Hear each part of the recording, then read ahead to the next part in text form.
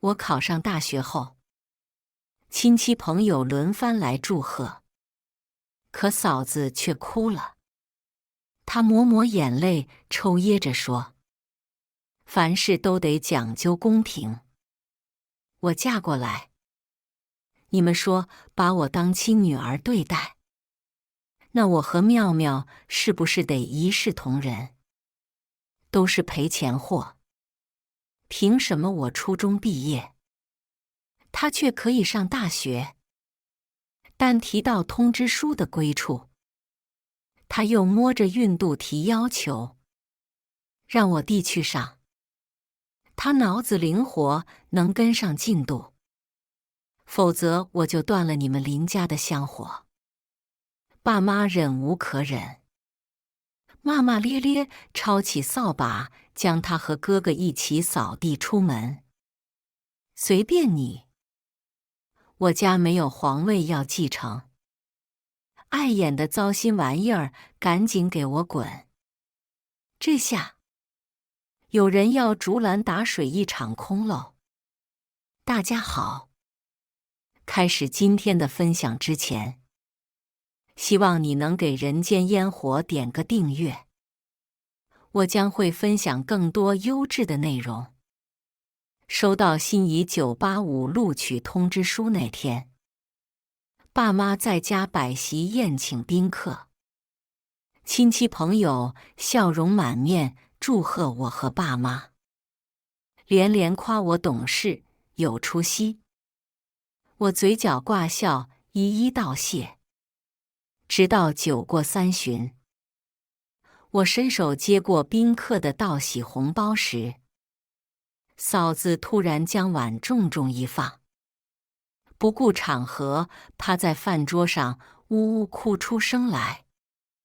热闹的场子一下被凉水浇透，众人不明所以，也不敢出声。哥哥林浩手忙脚乱抽纸，替他擦眼泪，心疼哄道：哎呦，我的小心肝，是不是宝宝那个小混蛋又在肚子里闹腾了？他摇摇脑袋，小脸苍白仰头，眼泪无声落下。老公，我只是替咱家元宝不值，人情往来，各家心里都有个数。按理说，这些红包应该等4个月后一起包给我家元宝。今天妙妙拿了，那元宝出生时收到的祝福就少了。我的儿子明明才是林家传宗接代的大功臣，可还没出生就被姑姑欺负，实在太可怜了，呜呜。嫂子一开口，我就知道，又是冲我来的。元宝是我那还未出生的小侄子，据嫂子说托关系查过了，是个男娃，这才早早定下乳名。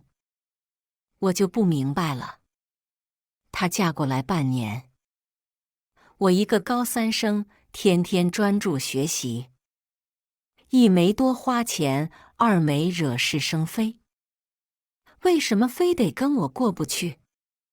平时考得好了，爸妈夸我，他也哭，说自己命苦没遇上好机会，不然肯定能上清华北大，不必早早相夫教子，蹉跎一生。后来爸妈就不让我在家提成绩了，我多添一碗饭，嫂子二话不说就拿出小本本记上，说自她嫁过来后，家里一针一线都是她的，以后我嫁人了，都得找婆家讨回来。她还频频吹枕头风，闹得哥哥对我不满。两夫妻在我还没高中毕业时就给我相看人家，要不是爸妈大发雷霆阻拦，我早被嫁给二婚带娃男，给人当后妈去了。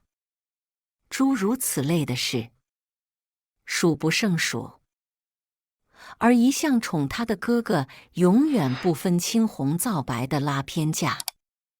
果然，哥哥狠狠瞪了我一眼，颐指气使道：“听到了，还不快把红包拿过来！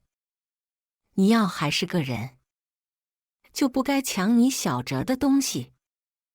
每次都是这样，好好的大喜日子，非得摆出一副苦瓜相，仿佛所有人欠他似的。晦气玩意儿！”我心里无名鬼火直冒，也懒得惯着他，把筷子一摔就开骂：“哭哭哭！就知道哭！一天到晚丁点儿不如意就哭，这个家福气都让你给哭没了。林妙妙，你反了天了！你是个什么东西？敢这么跟你嫂子说话？眼里没点长幼尊卑，老子就不该供你读书，书都读到狗肚子里去了。”我嗤笑，一个啃老多年的无业游民，真好意思张口就来，让亲戚朋友看了热闹。我心里也有气，不甘示弱反呛，真会给自个儿脸上贴金。是你供的吗？就敢张嘴喷粪！眼看着气氛剑拔弩张，哥哥撸起袖子就要教训我。从厨房端着菜出来的爸妈听了来龙去脉，忙上前打圆场。妙妙少说两句，妈妈充当和事佬，转头朝嫂子陪笑：“伶俐呀，你放心，咱家亲戚不在意那些礼节。现在给妙妙多少，以后也不会缺了元宝的。”亲戚们忙点头，说是啊，都有都有。嫂子刘伶俐擦了擦眼泪，这话可不是这么说的。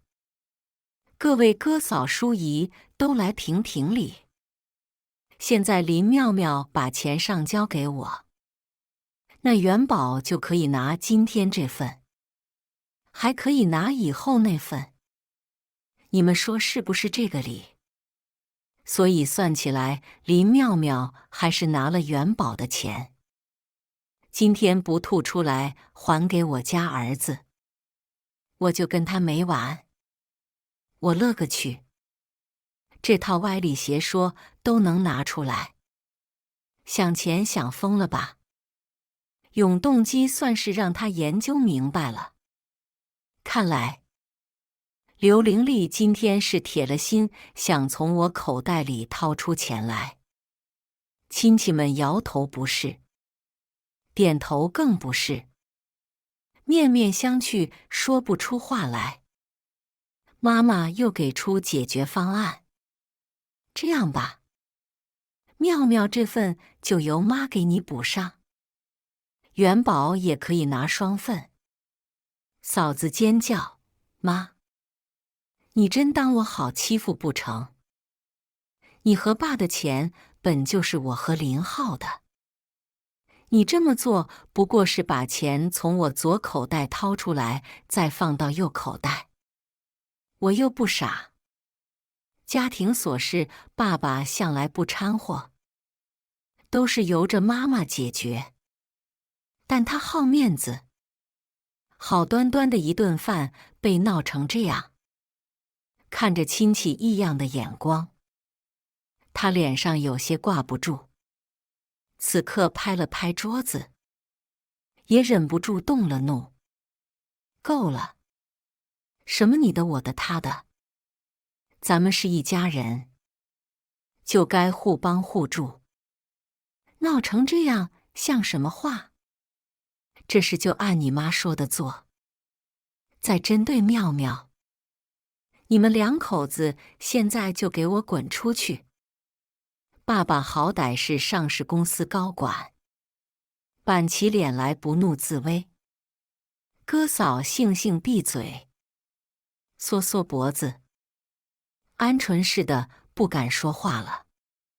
后半场聚会，除了嫂子垮着张脸，大家都其乐融融地交杯换盏。本以为这场闹剧到此就结束了，可我没想到，嫂子活络的心思压根没有停歇。她的歪主意还远不止于此。筵席散去，亲戚们各回个家。我体贴妈妈做饭太累，让她先去休息。收拾桌子洗碗出来时，路过哥嫂的房间，听到里面传来动静。嫂子柔柔弱弱的声音响起：“爸妈，不是我刻薄妙妙，但这大学她不能去上。凭什么？她刘伶俐算个什么东西？我寒窗苦读、浴血奋战多年得来的成绩，轮得到她来插手？尽管怒火中烧，我还是压着脾气继续听。我倒要看看，她又要做什么妖。”透过门缝看去，只见哥哥也点了点头，赞同道：“我虽然没吃过猪肉，但也见过猪跑。大学4年下来，光学费、生活费都得10几万。咱们元宝马上要出生了，到时候奶粉、尿布、衣服都是一笔开销。咱家供不起林妙妙这种成年了还要啃老的人。”用脚趾头想，我都知道这话是嫂子教给他的。林浩自己也是个蠢的，毫无独立思考能力。自从嫂子进门后，他完全就变成了嫂子意志操纵的傀儡。明明嫂子进门前，我和她虽没有血缘关系，比不上普通兄妹亲密，但也从未有过局语。听了这话，我爸的脸色一下就变了，妈妈却按了按他的手，示意先别说话，观望观望，然后轻声细语的劝慰：“妙妙虽然成年了，但还没进社会，理应由我们负责。而且这钱我和你爸会出，用不着你们费心。”妈，嫂子瞬间坐直身体，声音尖锐刺耳：“你一把年纪，怎么就不讲道理呢？林浩才是家里的男娃，给你们摔盆打翻养老送终的人。你们的钱本就是我俩的，不等于还是用我们的钱供他上学。”刘伶俐将碎发别到耳后，理所当然道：“而且按我们那边的规矩，林妙妙这么大的年纪得相看人家了。女人的任务不就是结婚生子？读太多书心野了，在我们老家就会变成没人要的赔钱货，彩礼都得折半。什么玩意儿？就嫂子家那个打人成性、女人没有任何地位的穷山沟，100万彩礼我都不去，更何况我有更好的前程等着我去发掘。”我一把推开门，眼中怒火犹如实质，不客气道：“你算个什么东西？也想做主我的婚事？怎么不能？还大学生呢，长嫂乳母都没听过。我不仅要做主，你的彩礼也得给我。”嫂子施施然开口。仿佛这是再天经地义不过的一件事。我忍不住抄起枕头朝他砸去。嘴巴放干净点，我妈还活得好好的。好了好了，都是一家人，和气生财，和气生财。伶俐，不是妈偏心，这成绩妙妙自己努力考出来的，她自己想上就上，谁都没资格替她做主。我妈总是这样，为了家庭和谐忍气吞声，连带着我也受了不少委屈。可妈妈不知道，退让只对有分寸的人才有用。刘伶俐这种自私自利到骨子里的人，反倒只会助长其嚣张气焰。果然，嫂子小嘴一撇，眼泪就落了下来。她抽噎着说：“凡事都得讲究公平。我嫁过来，你们说把我当亲女儿对待，那我和妙妙是不是得一视同仁？都是赔钱货，凭什么我初中文凭，她却可以上大学？我算是明白了，你们压根没把我当一家人对待。那我走好了。我看我的元宝就不应该出生在这种没有教养的家庭里。”呜呜呜！这下可把哥哥心疼坏了，忙抱着哄着轻声安慰了一阵。嫂子好不容易止住了哭，哥哥又转过头骂我，恨不得把我生吞活剥。林妙妙，你赶紧给我滚出去！只要你回来，家里就不安生。该滚的人是你。我真的服气，难怪他们两个绝配，是真的一点自己的问题都不找啊。退一万步讲，该滚的怎么着都是他这个毫无血缘关系的养子。当年，爸爸和朋友杨靖远被人骗去国外，结果只有我爸逃出来，而那个朋友却永远被留在了那片生蛋血肉、吃人不眨眼的土地。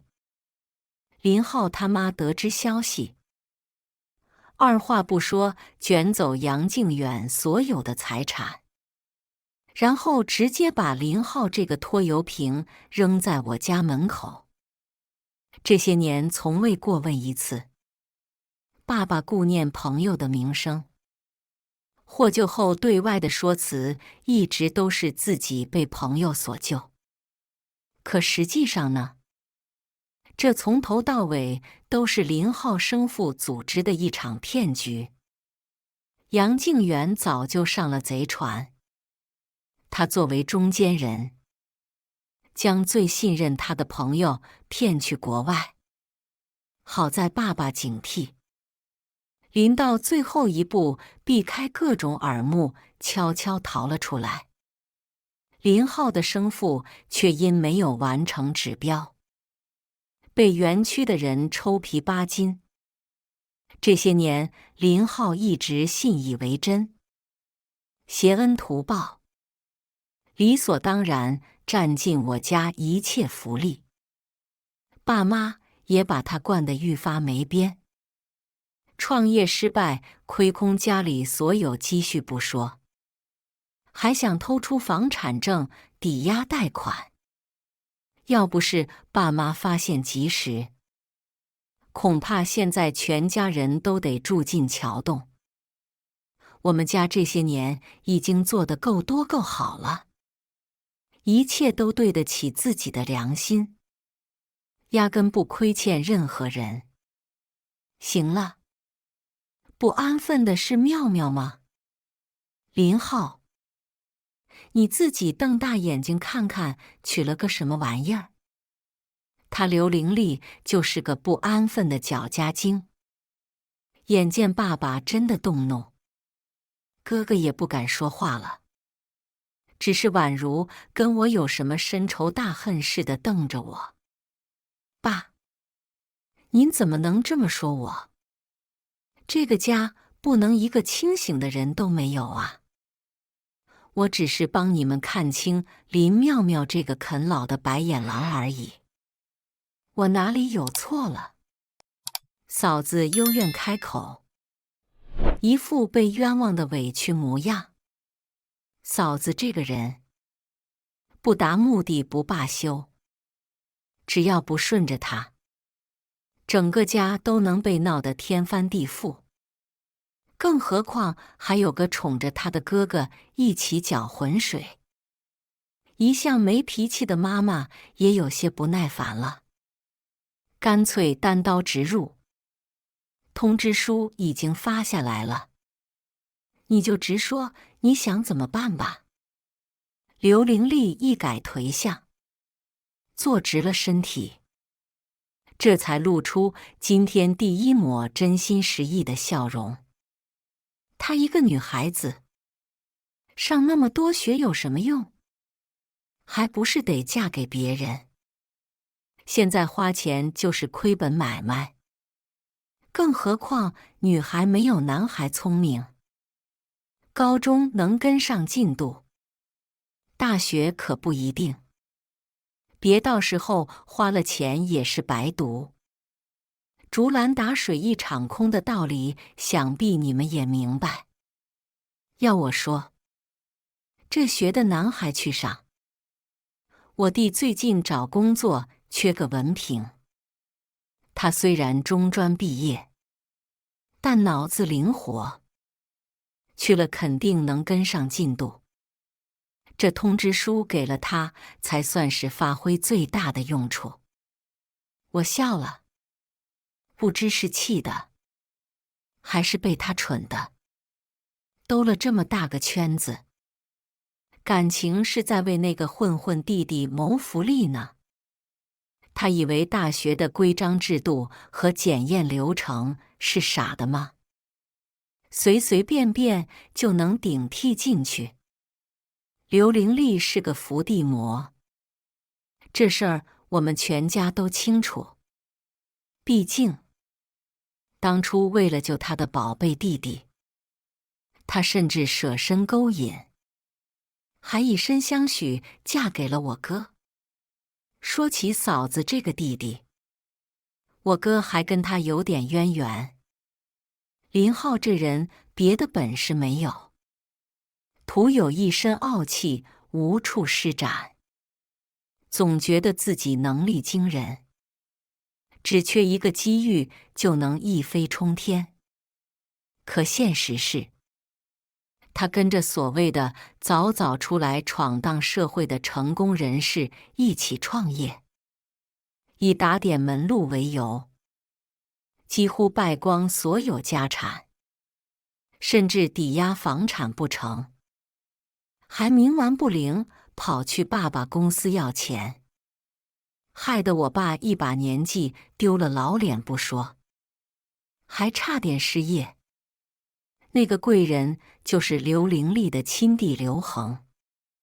后来经过家里劝说，轮番上阵科普法律意识，林浩才发现自己被刘恒骗了。那些打点的钱全进了刘恒口袋里，还被他赌博输了个精光。冲动之下，林浩提着菜刀就要去堵人。哪想，压根没见到刘恒不说，一来二去倒是跟刘玲丽勾搭上了。刘玲丽把人哄得心花怒放，一张嘴巴能把我这个一事无成、惹是生非的哥哥夸上天，心下飘飘然，两人感情愈发如胶似漆。这下好了，皆大欢喜。刘恒不仅不用偿还几百万欠款，林浩还撬开保险柜，偷了家里最后50万。亲手送给人家当彩礼。当初结婚时，爸妈知道真相，差点气个半死。但又能怎么样呢？刘玲丽都怀孕了，得负责呀。虽然不情不愿，全家跟吃了苍蝇一样恶心。爸妈还是捏着鼻子认了这门亲事。不过，自那以后，刘恒两字变成了这个家里的禁词。果然，提到这个名字，爸爸的脸色瞬间有些白了，双腿打颤站不稳，捂着心脏喊：“要水！”我一惊，心提到嗓子眼，都快吓哭了，连滚带爬跑到客厅拿速效救心丸。妈妈也冲去厨房接水，哥哥双手抱臂，还在一旁看戏，老不死的东西，装又装，也不怕装多了变成真的。听听，这是人说的话吗？20多年，家里就是养头猪都养熟了。我终于忍无可忍，卯足力气，一巴掌准备扇上去。啪的一声，林浩那皮糙肉厚的脸上顿时清晰地显现5个红指印。他都懵了，反应过来后说什么都要揍我，却看到我手上挥舞的菜刀时安分了。那边妈妈为了要连连给爸爸顺气，我爸也终于缓了过来。嫂子没一句关心，还在提要求。爸妈，我就要一句准话，这通知书给我弟，能不能成？还真是老太太进被窝，给爷整笑了。这样想着，我也笑出了声。没读过书就是不一样啊，没文化就算了，还没法律意识。你以为想顶替就能顶替的？也不怕进去才几年缝纫机。妈妈给爸爸顺着气，就着我的话说：“对啊，伶俐，这事儿办不到。”嫂子嘴角耷拉下去，又开始抽泣了。她抹了抹一把脸上不存在的泪。办不到还是不想办？你们就是欺负我读书少。别以为我不知道，只要找了人，这事就好办。还不是你们不肯花钱，呜呜！我嫁过来，怀了你们林家的金孙，就算没有功劳，也有苦劳。你们连这点要求都不能满足，我不生了，我要回娘家，让你们林家断了香火。爸爸原本还挺直的脊背瞬间佝偻下来，整个人像是一夜之间老了10岁。你真要回娘家？他平静问道。嫂子看着爸爸灰败的脸色，以为他怕了，忙不迭说是。你要断了我们林家的香火。刘玲丽眉毛都快扬到天上去了，得意之情溢于言表。如果这点要求都满足不了，我凭什么给你家生孩子？我现在后悔了。刚刚的要求只是把通知书给我弟，现在还得赶紧找个人家把林妙妙嫁出去。得提前说好，彩礼钱得给我。成年了还吃我的喝我的，我都替他害臊。哎哎，爸，你干什么呢？他话都没说完，就被爸妈拿着扫把往外赶。那你滚回去吧！别说你肚子里的孩子跟我林家没关系，就算是林家的种，我家也没有皇位继承。爱断不断，碍眼的糟心玩意儿，老子忍你很久了，赶紧给我滚！那天以后，家里清静多了。向来被捧着的林浩，从没被家里人下过面子。当场被赶出去后，也放出狠话说别求他回来。笑话，没有这夫妻俩，我们一家三口的日子别太好过。一个没工作没本事，成日只知道惹是生非，还拖家带口啃老的废物，真是不知道自己几斤几两。林浩硬气，刘玲丽和他一脉相承，他好像知道了林浩的身世，在没了从前的颐指气使，也不威胁我们要断香火了，只是在1个星期后，给我发了一条信息：哼，没你的通知书，我弟也能上大学。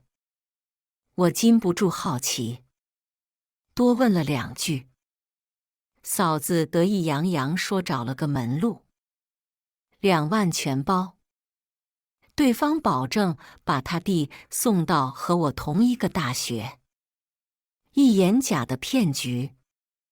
嫂子却沾沾自喜，坚信不疑。念在多年情谊，我劝了2句，他却觉得我不懂变通，花点小钱就能搞定的事。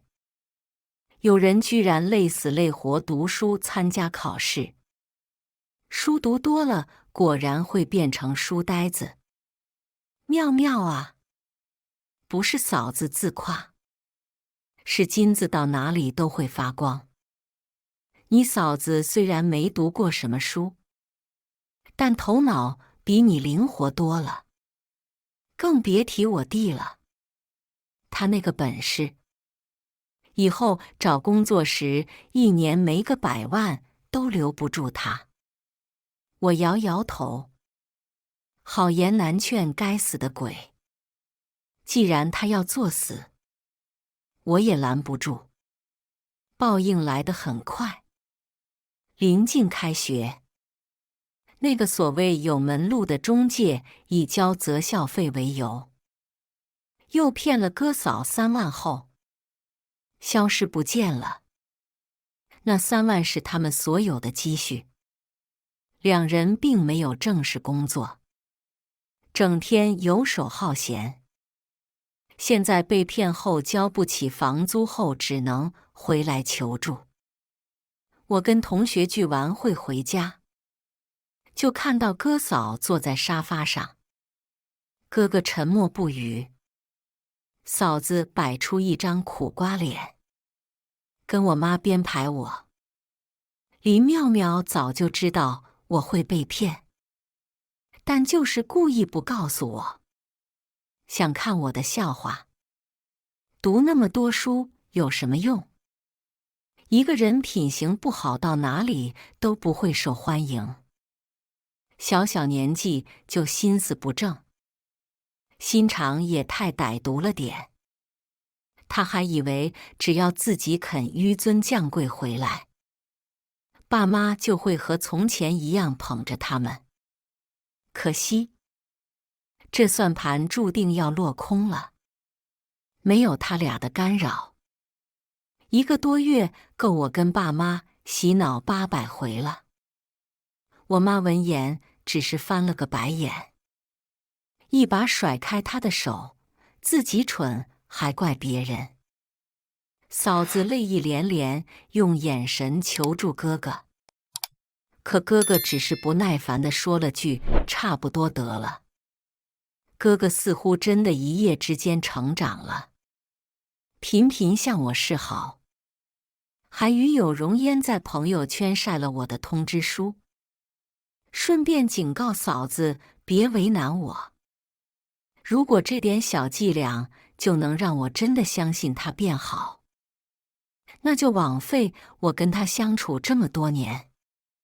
果然，开学前2天，我收拾行李时，发现通知书不见了，找遍了整个家，却在哥嫂房间里看到了撕成2半的通知书。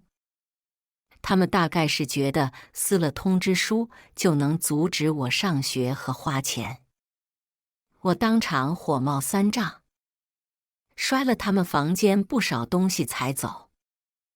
唯一值得庆幸的是，还好现在网络发达，纸质版通知书不是唯一证明，倒不至于影响我上学。要放在10几年前，我非吃了它不可。嫂子知道没有影响后，脸上有片刻扭曲，随即扯出抹笑，说不小心弄坏的，还提出要给我买车票补偿。他非要送我去车站，还把票藏着掖着，一定要等进站才肯给我。我一瞬间警觉，这不是有鬼是什么？结果打开手机一查，1800多公里的路程，居然给我买的绿皮无座，改签已经没票了，只能暂时返程。面对爸妈说的质问，嫂子尖叫，死不悔改。我哪里做错了？我这都是为了妙妙好，她就是被你们一家人惯坏了。女人不多吃点苦，以后怎么伺候男人？怎么可能嫁得出去？一时之间，我怒火蹭蹭直往头上冒，也顾不得她是孕妇，一巴掌甩了上去。真是癞蛤蟆趴脚面，不咬人恶心人。还好有爸妈兜底，他们当即决定开车送我去学校，这才没有耽误事。大学生活很精彩，我认真学习，结交许多有趣的朋友。除此之外，积极参加社团活动，还学会了化妆。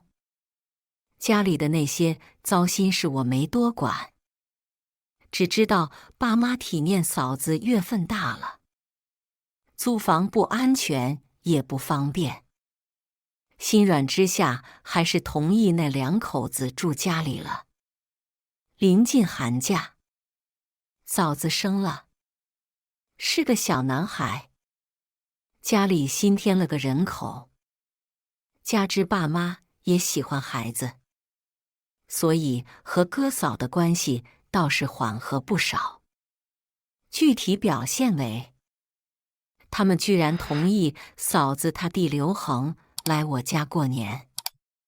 不过爸妈也不傻，同意他们赞助不代表原谅，资金方面没再提供任何支持，所以2口子的日子过得依旧拮据。与此同时，我一个富2代舍友江宇，因为爸妈常年忙工作不回家，我俩一拍即合，邀请他回来过年。妈妈听说后喜不自禁，提早就开始规划一大桌子丰盛菜肴。到家时刚中午，我和江宇提着行李进屋，嫂子才起床，打了个照面。她不屑地撇了撇嘴，阴阳怪气道：“哟，还学会化妆了，打扮得花枝招展的，也不知道是去读书还是去勾引男人的。”我懒得理会，径直招呼着江宇入座。可才坐下，就注意到刘恒不怀好意的目光落在江宇身上，还时不时凑到嫂子耳边商量着什么。两姐弟眼底都透着兴奋。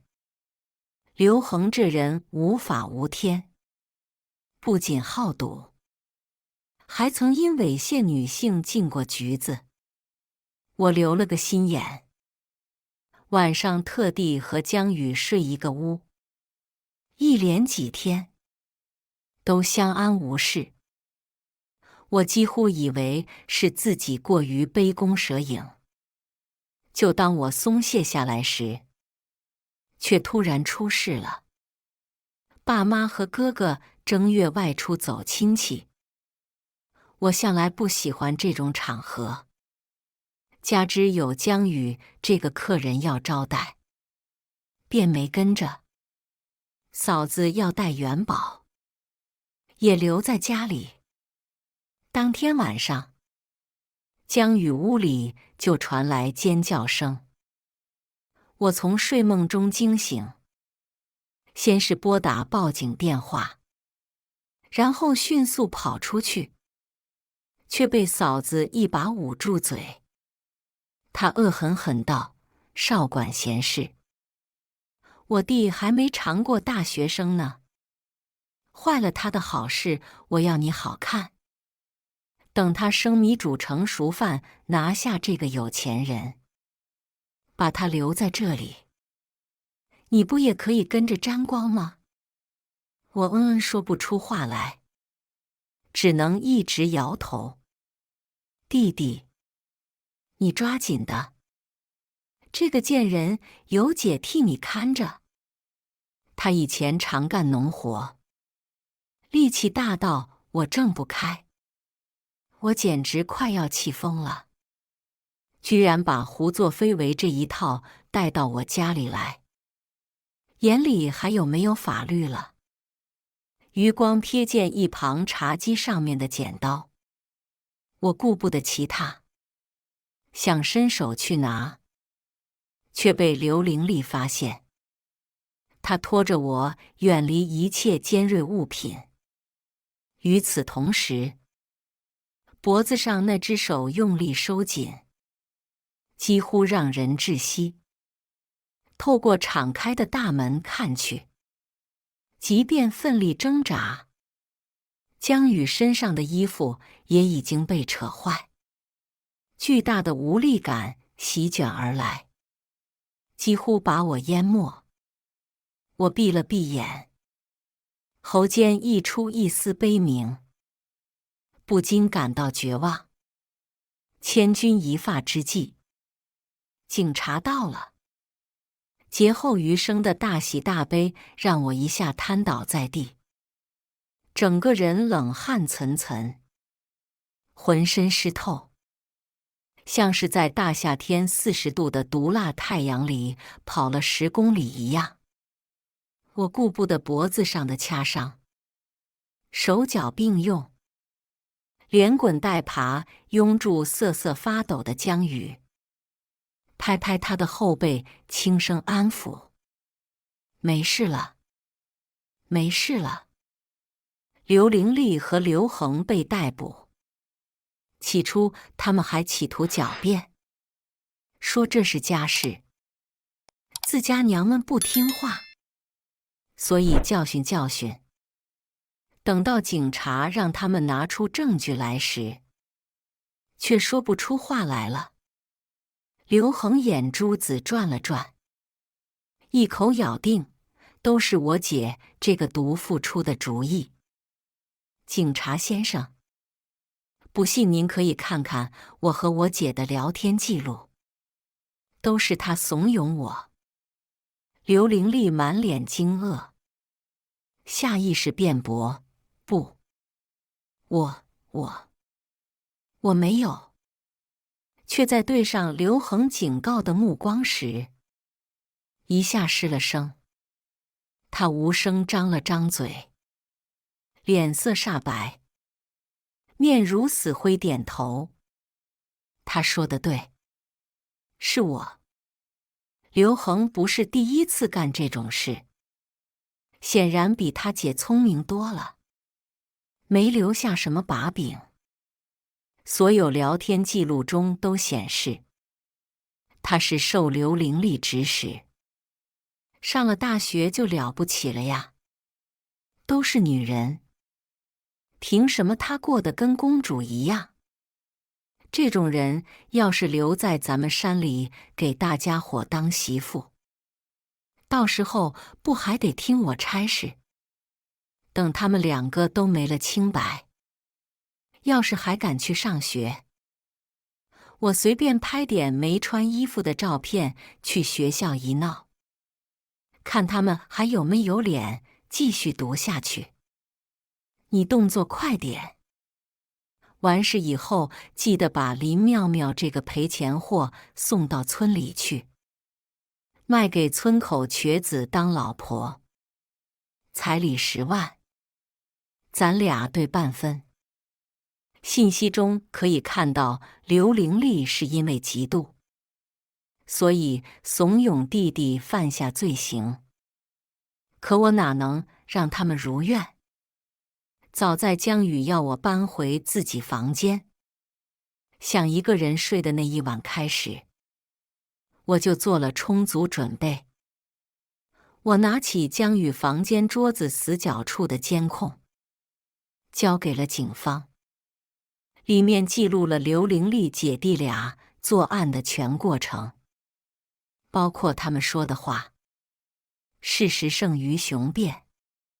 等到爸妈和林浩回来，一切早已尘埃落定。同为女人，妈妈很能共情，知道这事万一让他们得逞，江宇会受到多大的伤害。妈妈这么温柔的一个人，自我懂事起，从未在家发过脾气的她，头一回抄起警局的椅子就往刘玲丽身上砸。哥哥伸手去拦，神情轻蔑不屑。不是什么事都没有吗？至于这么大动干戈的？矫情！你们赶紧把人给我放出来。要是我老婆和小舅子有什么事，我要元宝不认你们。可这个时候，谁也没空理会他，反倒是妈妈手里的椅子转了个弯，直接朝他身上砸去。要不是警察打着圆场，林浩这会儿早就进医院了。刘玲丽姐弟俩整个正月肯定是要在警局里度过了。除此之外，我和江宇都会努力收集证据，法律的制裁等待着他们。回家路上，哥哥赌气说要把元宝带走，让爸妈没孙子可抱，以后也不会给爸妈养老。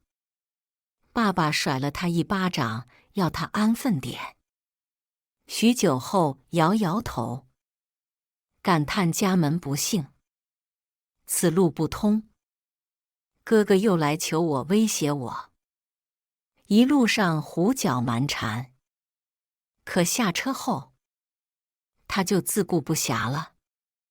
一个头发蓬乱、瘦骨嶙峋、面色青黑的女人冲上来挠林浩的脸，没2下就皮开肉绽，血流如注。女人的声音尖利，如同地狱里爬上来锁魂的恶鬼。林浩，我的钱，给我，给我！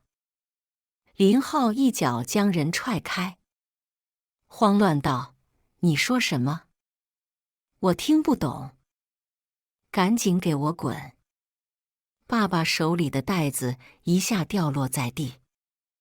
无声张了张嘴，试探着问：“云霞？云霞？”这个名字我很小的时候听过。如今再次听到，有些恍惚。是他那个朋友杨靖远的老婆，也是林浩的亲妈。当年林浩亲生父亲死亡后，这个狠心的女人立马改嫁。大冬天把穿着短衣短裤的林浩直接扔在我家门口。要不是爸妈提前结束出差，不出意外的话，林浩早就死在那个天寒地冻的夜晚了。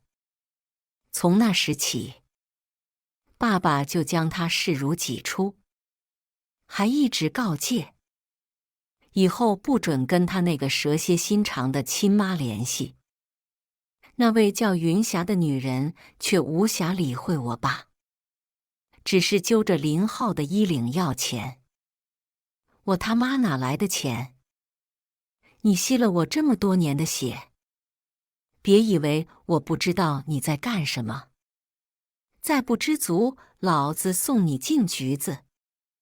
其实林浩确实身无分文，爸妈不给补贴后，他和嫂子自身难保。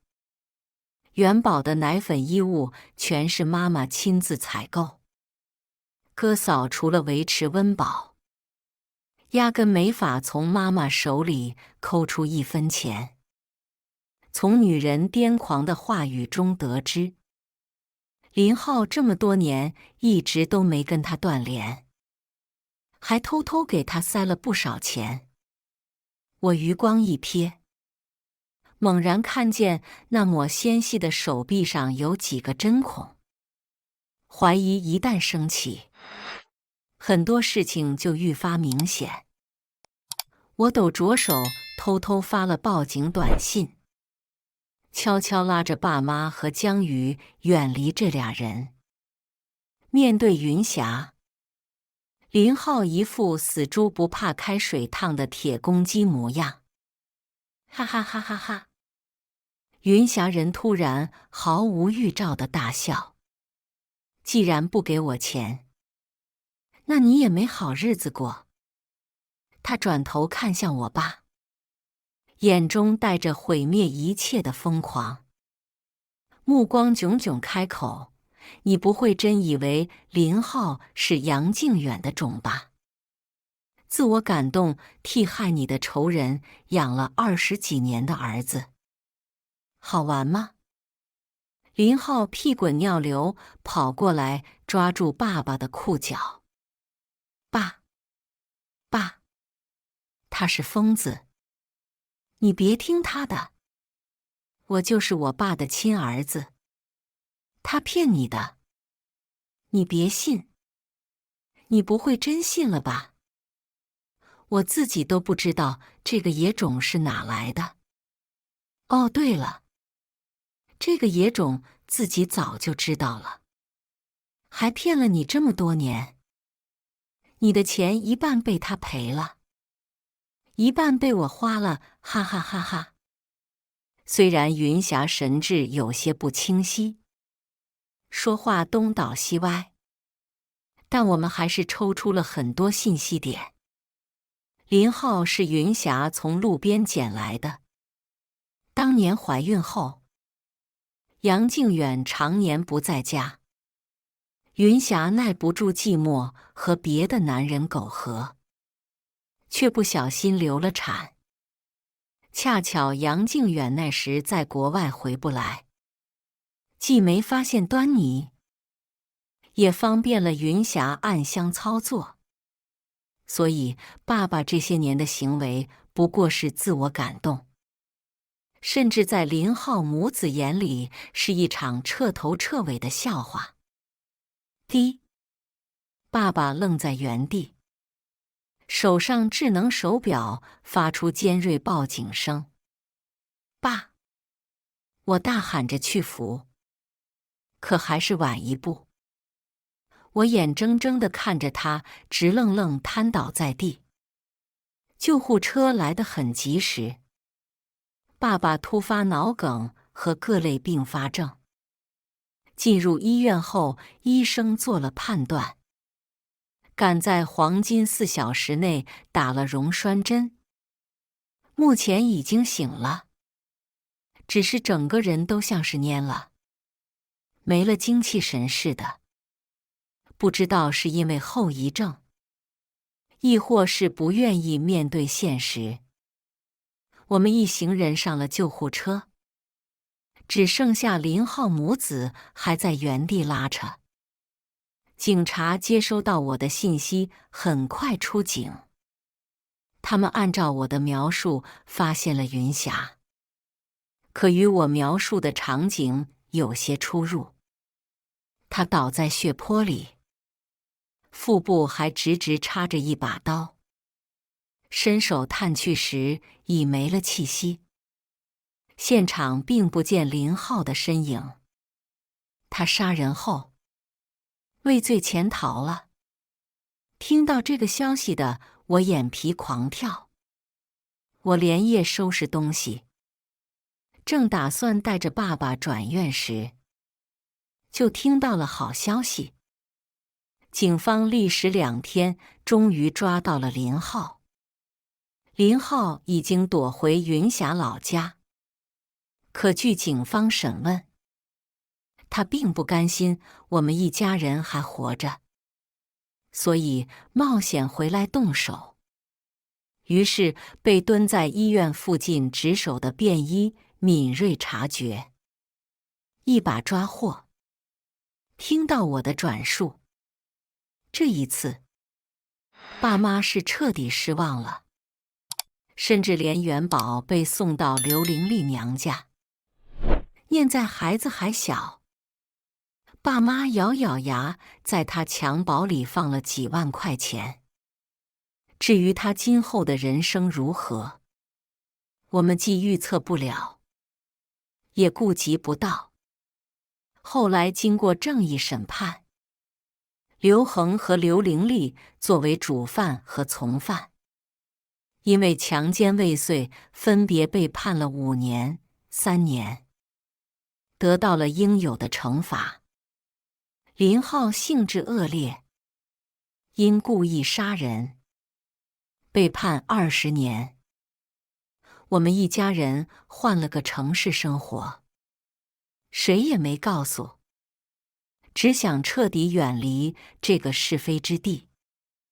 江宇差点遭受无妄之灾，但他觉得并不是我的错，倒也没有责怪，甚至因为我拼死救他而感谢我。经此一遭，我们的感情更加坚固，甚至连我结婚时，他还主动请缨当我的伴娘。得有如此，夫复何求？爸爸恢复的也不错，耐跑能跳，没了哥嫂和孩子的拖累，他专注工作，甚至在事业上更加如鱼得水。晚年创业成功，我成为富2代指日可待。总之，轻舟已过万重山，今后我们的日子只会更好过。以上就是今天分享的故事。大家有什么想说的、想吐槽的，欢迎在下方评论交流。也更希望能给人间烟火点个订阅，我将会分享更多优质的故事内容。